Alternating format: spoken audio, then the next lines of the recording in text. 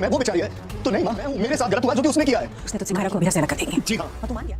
अरमान, मायरा कोई बैटरी वाली गुड़िया है जिसका रिमोट गीतांजलि के हाथ में है? नहीं, तो फिर उसकी बात क्यों मानी?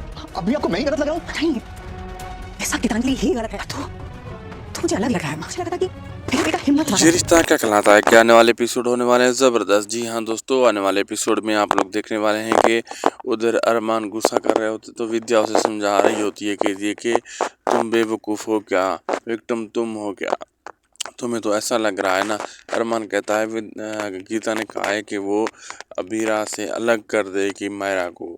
तो आगे से विद्या कहती है क्या विद्या मायरा क्या गुड़िया है बैटरी से चलने वाली, उसे अलग कर देगी?